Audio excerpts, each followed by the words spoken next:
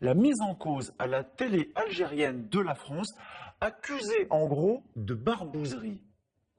Oui, c'est un documentaire qui a été diffusé sur la télévision.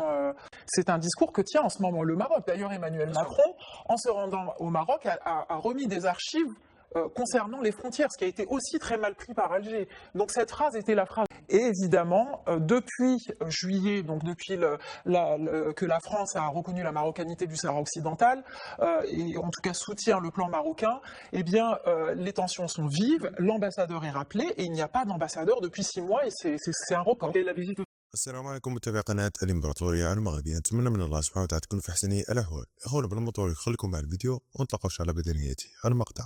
Bienvenue dans C'est dans l'air. Pas une semaine sans un nouvel incident diplomatique entre la France et l'Algérie depuis que la France a fin juillet annoncé la reconnaissance de la souveraineté marocaine sur le Sahara occidental. Alger a basculé dans une forme de défiance vis-à-vis de Paris et le ton monte de jour en jour. On en parle ce soir avec vous. Bonsoir Myriam Mellal. Bonsoir. Merci d'avoir accepté cette invitation. Vous êtes journaliste spécialiste de l'Afrique et du Moyen-Orient à France 24.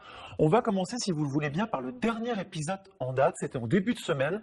La mise en cause à la télé algérienne de la France, accusée en gros de barbouzerie. Oui, c'est un documentaire qui a été diffusé sur la télévision algérienne, une télévision de chaîne d'info continue, qui en fait relaie le témoignage d'un homme qui explique, bon, il a une histoire assez compliquée, il a grandi en Espagne, il a vécu en France, et ensuite il a quitté la France pour aller faire le djihad en Irak via la Turquie. Il a été blessé et il est soigné en Turquie, et à ce moment-là, il est approché par les autorités espagnoles et françaises pour le renvoyer en France pour faire une peine de prison, et il choisit son autre nationalité, la nationalité algérienne, et donc il est extradé vers l'Algérie où il purge une peine de prison, et c'est à partir de sa sortie de prison qu'il est contacté par Artemis, donc l'organisme qui est censé aider à déradicaliser, et via Artemis, selon ce documentaire, la DGSE entre en jeu pour essayer de le détourner. Alors l'accusation est grave, hein. Cet homme dit en fait qu'il a été recruté pour le compte de la DGSE et qu'il était chargé de constituer un groupe d'anciens terroristes pour déstabiliser le pays. Absolument, c'est très très grave, c'est une accusation qui est très grave, et c'est pour ça qu'on se rend compte qu'on atteint un niveau de tension entre les deux pays qui est très important. Alors en tout cas, le ministre français des Affaires étrangères a dû réagir à ce documentaire. Jean-Noël Barrot a qualifié dimanche dernier de fantaisistes les accusations de déstabilisation formulées par l'Algérie. Vous le disiez, ça révèle le niveau de tension. Tout a commencé à dérailler entre la France et l'Algérie en juillet dernier. Absolument. En revanche, c'est pas la première fois que la DGSE est accusée. Il y a eu l'affaire Amira Bouraoui. Souvenez-vous, cette militante franco-algérienne qui avait lutté pendant la période du Hirak, donc du mouvement de contestation, qui avait été condamnée en Algérie. Elle avait une interdiction de quitter le territoire. Elle a été exfiltrée par la Tunisie via l'ambassade de France, puis est arrivée en France. Et c'est à ce moment-là que l'Algérie a rappelé son ambassadeur pendant 3 mois. Il n'y avait pas d'ambassadeur. Et il y a eu une deuxième accusation, mais pas directe, via la presse, proche du pouvoir, qui accusait la DGSE d'avoir fait une réunion avec le Mossad et le Marzen, donc les services marocains, à Tel Aviv pour comploter contre l'Algérie. Et c'est la 3e fois, mais cette fois, comme vous l'avez dit, les accusations sont vraiment très graves. Et évidemment, depuis juillet, donc depuis que la France a reconnu la marocanité du Sahara occidental, et en tout cas soutient le plan marocain, eh bien, les tensions sont vives, l'ambassadeur est rappelé, et il n'y a pas d'ambassadeur depuis 6 mois, et c'est un record. Et la visite officielle du président Tebboune prévue pour l'automne a été reportée définitivement. Pour l'instant, on n'en parle plus. Voilà, on n'en parle plus. Est-ce qu'il faut faire aussi un lien entre cette tension-là et ce qui est en train de se passer à Gaza ou pas? Ou est-ce que ça n'a aucun lien? Il y a un lien, il y a forcément un lien. On peut pas dissocier les relations franco-algériennes du contexte international. L'Algérie a dans son ADN une aversion contre le colonialisme et considère que les Palestiniens subissent le colonialisme. Récemment, on a vu la visite de Cyril Ramaphosa à Alger, le président sud-africain, qui a parlé devant le Parlement et qui a évoqué la question du Sahara occidental et la question palestinienne. Donc on voit que l'Algérie essaye de reformer une espèce d'axe, comme à l'époque des non-alignés, avec ces pays qui se dressent contre l'hégémonie occidentale. Ce qui est intéressant à rappeler en termes de choix diplomatique français, c'est qu'à son arrivée, Emmanuel Macron avait fait le choix de l'Algérie. Pendant longtemps, il a tendu la main, avec l'idée de faire un travail mémoriel, comme on dit, entre les deux pays. Il est resté la main tendue longtemps. Oui, son succès. c'était, je pense, un challenge pour Emmanuel Macron de se rapprocher de l'Algérie, parce que beaucoup de présidents se sont cassés les dents, hein, si je puis dire, avec ces relations tumultueuses. Avant même, en étant candidat, il avait parlé de crimes contre l'humanité en parlant de la colonisation, et il a fait des gestes qu'aucun président français n'a fait, mais évidemment, ça n'a pas pris, et ça a continué à se dégrader au fur et à mesure. Alors la colère d'Alger, elle est aussi tombée comme un coup près avec l'arrestation de Boualem Sansal, écrivain franco-algérien incarcéré en Algérie depuis mi-novembre pour atteinte à la sûreté de l'État. Il a été transféré, d'ailleurs on le précise, en début de semaine dans une unité de soins. Il est devenu un symbole, il est devenu, je ne sais pas si c'est la bonne expression, une prise de guerre. En tout cas, c'est un levier sur lequel veut jouer l'Algérie. Comment est-ce que vous analysez la situation? Moi, je pense que c'est surtout... Qu'est-ce qu'ils lui reprochent déjà les Algériens? Je pense vraiment qu'il lui reproche ses déclarations sur le territoire, parce que atteinte à la sûreté de l'État, il y a aussi atteinte à l'intégrité territoriale. Il a tenu des propos où il expliquait que les frontières tracées par la France n'étaient pas les bonnes et qu'il y avait une bonne partie de l'Ouest algérien qui appartenait au Maroc. C'est un discours que tient en ce moment le Maroc. D'ailleurs, Emmanuel Macron, en se rendant au Maroc, a remis des archives concernant les frontières, ce qui a été aussi très mal pris par Alger. Donc cette phrase était la phrase de trop, et c'est ça qui a, je pense... De là à l'interpeller et à le mettre en prison. En tout cas pour l'Algérie, c'est extrêmement grave. Quand on connaît l'ADN de ce pays qui a lutté contre la colonisation, c'est une ligne rouge. Et je pense que c'est pour ça qu'il a été arrêté. Mais est-ce qu'il aurait été interpellé dans un autre contexte, pour ces mêmes mots-là?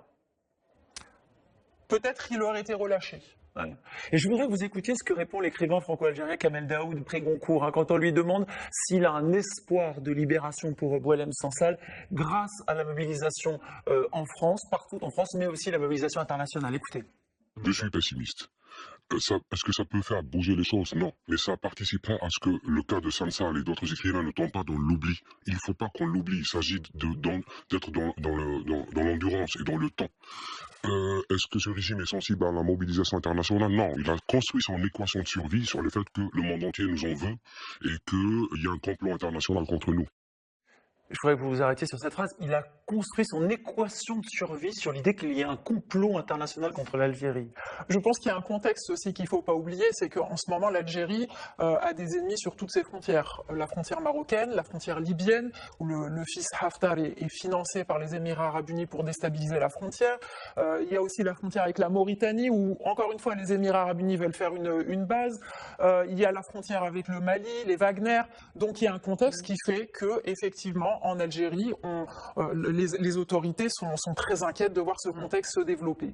Après, sur la mobilisation, est-ce que les appels à la libération de Sansal peuvent peser sur le régime? Pas plus aujourd'hui qu'hier. L'Algérie n'aime pas et a en horreur de recevoir des leçons, et encore plus de la France. Et encore plus quand ça vient de la France. Donc ça n'aurait pas eu plus d'impact aujourd'hui qu'hier. On parle de Kamel Daoud, il est pré-concours 2024. Lui aussi, il est visé par une campagne de dénigrement en Algérie, 2 plaintes pour violation du secret médical portant sur le propos de son livre, mais aussi pour violation de la loi sur la réconciliation nationale. En fait, ces écrivains représentent tout ce que le régime déteste. Oui, en quelque sorte, mais c'est encore une fois le contexte, parce qu'il y a eu beaucoup de livres sur la décennie noire, il y a eu des films, le film Papicha qui a été primé à Cannes parle de la décennie noire. C'est le contexte aussi qui fait que ça devient des éléments qui s'ajoutent à cette brouille et presque des victimes collatérales de ces relations entre l'Algérie et la France. Et le problème, c'est qu'aujourd'hui, pour le cas Boualem Sansal, c'est qu'il n'y a plus de contact entre les deux pays. J'ai eu quelques informations sur ce qui se passe en ce moment en Algérie, notamment au mois de juillet. Il y avait très peu d'échanges, uniquement des échanges vitaux sur la sécurité, notamment pendant les JO, mais très peu de contacts. Il y a toujours une collaboration entre les services, notamment sur la question du terrorisme avec les Algériens. Ça, c'est fini? En tout cas, c'est réduit au pur échange vital concernant la sécurité, alors qu'en 2022, Emmanuel Macron s'était affiché, lorsqu'il était en août à Alger, avec le patron de la DGSE, Bernard Emmier, et ses homologues algériens lors d'un déjeuner dans la résidence présidentielle de Zeralda. Ça peut aller, Myriam Amelal. Là, on a atteint vraiment un niveau sans précédent. Et comme il n'y a pas de contact, et que très peu de... En tout cas, il y avait, je crois, Raffarin qui avait été mandaté pour faire une médiation, mais pour l'instant, il n'y a pas de médiation, il n'y a pas de contact en coulisses, donc on se demande jusqu'où ça peut aller, et comme il y a des affaires qui se rajoutent au fur et à mesure, on craint vraiment l'escalade. Et on peut dire qu'il y a une rupture diplomatique, elle n'est pas actée, mais il n'y a pas d'échange, il n'y a plus de contact entre les deux pays. Merci beaucoup Myriam Amellal d'être venue sur ce plateau. C'est dans l'air se poursuit avec une émission ce soir consacrée à une hausse de tarifs, le tarif des mutuelles qui va augmenter en moyenne de 6%. On en parle ce soir parce que c'est l'ensemble du prix de la santé qui semble désormais flamber. À tout de suite. الى هنا اخواني نكون قد وصلنا لنهايه الفيديو. كنتمنى يكون المقطع قنال الاعجاب ديالكم. ما تنساوش تدعمونا بزر الاعجاب، كذلك الاشتراك في القناه وتفعيل الجرس باش توصلوا بجديد القناه اول باول. وما تنساوش تدخلوا الاراء ديالكم واستفسارات ديالكم واقتراحات ديالكم اسفل الفيديو في خانه التعليقات حول ما قاله الاعلام الفرنسي عن النظام الجزائري وكذلك الازمه القويه اللي كيواجهها النظام الجزائري مع فرنسا، خاصه بعد خروج النظام الجزائري بفيديو يوضح فيه على أن النظام يواجه هجمة قوية بسبب اعتراف فرنسا بمغربية الصحراء. قال في الفيديو النظام الجزائري إنه تصدى لمؤامرات فرنسية مغربية من أجل زعزعة استقرار النظام الجزائري، وهذا ما دفع عن فرنسا إلى الخروج بوزير خارجيتها من أجل نفي هذه الأخبار. كذلك يا اخواني خلونا الآراء ديالكم حول هذه الأخبار وكذلك حول الاتجاهات التي يسير بها النظام الجزائري بسبب سياساته الفاشلة. كذلك يا اخواني ما تنساوش مشاركة الفيديو مع جميع الأصدقاء، وتلقاوش على الفيديو القادم.